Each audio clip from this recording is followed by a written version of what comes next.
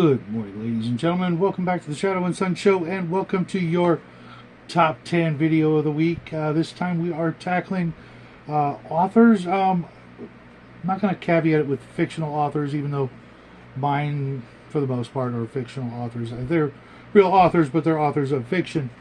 And I do have a couple of honorable mentions. I'm not sure what we're going to do next week, but if you have any suggestions besides TV miniseries, feel free to put it in the comments section below. I know this one was actually suggested by Miguel and Sylvia from the Red Room, as I was going in a different direction, but I actually like this better instead of going with our favorite books, because there's a couple of books, while they're my favorite, I'm not going to tell you what they are. So let's get on with the honorable mentions. The first honorable mention is Michael Moorcock. I have read a ton of his stuff over the years, and I would be lying if I said it didn't influence me as a youngster in the way I approach role-playing games and what I find or allow, what's too gonzo, what's not. And he set a really high bar for me, allowing me to embrace my imagination and not thinking anything was too preposterous. And then next, I know this is going to bother DM James a bit, but not making it to the top 10, but making it as an honorable mention, would be H.P. Lovecraft. He too, in my early formative years, I read a ton of his stuff. I still have almost everything he ever wrote, but I don't know that I'll ever read anything else of his ever again, except maybe his letters to Robert E. Howard, that I do find intriguing. But his literature, maybe if I can get some of his poems that I don't already have, that might be a little more uplifting. But for the most part, he kind of depresses me, and I find him rather lacking in certain qualities that I look for in people that I associate myself with. And obviously he's no longer with us, but I don't know that I could still call myself a huge fan of his work, but his work did influence me quite a bit. So he's getting an honorable mention. And starting in at number 10, I have my old man to thank for this. The works of Sir Arthur Conan Doyle. I have taken to heart the idea of deductive reasoning my entire life, and I enjoyed reading and watching Sherlock Holmes in just about every form I've come across over the years. And I have an original very, very old set right there in a place of honor, and one of these days I will go back and read his collected works. That's one of the criteria for making it to the top 10. Is it something I will read again and I want to read again, or am I kind of done with that particular author and I can move on? So everybody here on this list, with the possible exception of the next one, which is J.R.R. Tolkien, at number 9. Again, very influential. I love his work. I know a lot of people find him boring, but I know that we wouldn't be having these conversations about role-playing games and so many other things if it wasn't for him. And for that alone, I'm grateful. And for the memories I do have of reading The Hobbit and The Lord of the Rings, as I must have read The Hobbit and The Lord of the Rings each about 20 times in my lifetime. So I may not read them again, but maybe one of these days I will. Next is probably someone most of you have never heard of, and that's Harry Harrison, famous for the Stainless Steel Rat and the book Make Room, Make Room, which eventually became Soylent Green. I loved the Stainless Steel Rat novels, and there are still a few that I have not read, and I will go back and reread them all one of these days. Another one many of you probably have never heard of, a man by the name of Raymond E. Feist, even though it looks like it's Feast, it's pronounced Feist. He wrote the Rift War Chronicles and some other books after that, but there's a huge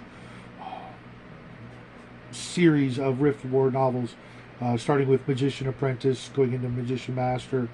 I believe the next one was Silverthorn and Darkness at Sethanon. Those 4 books were absolutely fantastic, and they are in the very top of my to-do reading list at this moment as we speak.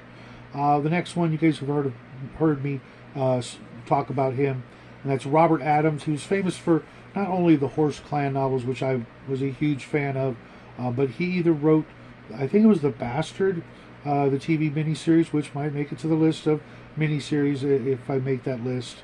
But he's also famous for the Castaways in Time and the Stairway to Forever, which I never read the Stairway to Forever. I think I'm going to grab those in the near future. And then a man by the name of Walter Gibson, otherwise known as Maxwell Grant. He is famous for writing, 282 of the 325 Shadow novels. And I have not read anywhere near close to half of them, so I have a lot of reading ahead of me. I absolutely love that character. Yeah, absolutely. The radio plays, I found another place where I can listen to the radio dramas, and the way he wrote, it just made it to the top 5. So that's an indicator, I guess, of how much I enjoy those novels. Coming in at number 4, probably no surprise that it's in the top 5, but maybe that it's this low, is Robert E. Howard. Not just the Conan novels, but Cull and Solomon Kane and some other things that I think The Sowers of Thunder is on my list. There's some other novels of his that I've never gotten around to reading, and rest assured they will enter my collection and enter that bookshelf of honor. That's where you can't see it, but right over here is a small bookshelf that come hell or high water, if the place were burning down, that would be the first thing going out the door to make sure that it survives. Then at number 3, another author who does not get anywhere near the credit or the accolades I think he deserved. It gave us one of my all-time favorite fantasy series, that being the series of Fafhrd and the Grey Mouser, none other than Fritz Leiber. I absolutely loved his work, his sense of humor, his style, his gonzo-ness, his giving us the epitome of the absolute perfect rogue scoundrel, that being the Grey Mouser, the quintessential Dungeons and Dragons thief, as far as I'm concerned. And I still have more of his work I'd like to read, given enough time, because my stack of reading, I last checked, it's about a meter tall of books that I need to get to by the end of this year. So expect some more book reviews coming up in the near future. Coming in at number 2 may surprise you guys, but it's Edgar Rice Burroughs. I absolutely love John Carter. It's one of my favorite IPs, one of my favorite sci-fi fantasy stories that I've been reading since I was 10 years old in comic book or novel form. Not just John Carter, but Tarzan and Pellucidar and just about anything he wrote I enjoyed. One of my favorite books of his is actually a cheesy little novel called Cave Girl. If you've not read it, I would recommend it if you're looking for something a little lighthearted and a little cheesy and a little corny, but still kind of a lot of fun. And of course, the Carson Napier of Venus series, while not as good as Mars, was good enough that when I had finished Mars, going to Venus was absolutely a joy. And believe it or not, I still have the last volume that I have not read, because I don't want to, hurry up and read it and then not have that to read. And of course, finally, at the top, my good friend, the greatest author I've ever come across, and believe it or not, the 24th most awarded novelist of Earth history when it comes to science fiction. That's Roger Zelazny, beating out Frank Herbert, who only ranked at number 280 something. That's Roger Zelazny. I miss you. I miss you every day. I think about your books. I read your books. I wish there were more to read, but sadly, he was taken away from us way too early and gave us such great things as Lord of Light and A Rose for Ecclesiastes, and of course, the Amber Chronicles. And I thank God every day that my friend Nancy from the bookstore across the street from my house called me up that day and said I had something special, and indeed it was. It was the box set of the original 4 Amber Chronicles, missing the 5th volume because it hadn't been written yet. That's how far back I go reading his novels. And when the 2nd series came out, my friends and I were the first in line to pick them all up. I still don't understand them. Probably I'll read them again real soon because they were quite confusing, to be honest. But maybe it was because I was so young and didn't quite understand it. But there you have it, folks. That's my top 10 list of my favorite authors. I'd love to hear your favorite authors, and feel free to add any kind of literature, except maybe self-help books. If I see The Secret in there, I'm banning you from the channel for being an idiot.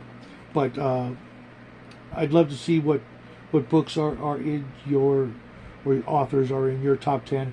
And mind you, I didn't touch on a few other authors that maybe I should have, but top 10. I'm sure you guys understand. But that's what I've got for you this morning. I will be back tomorrow with something else. I'm not really sure what. I'm hoping it's going to be... I'll leave the surprise for you for Friday morning. Until then, folks, have a great rest of your day. I will see you guys ASAP. And until then, happy trails.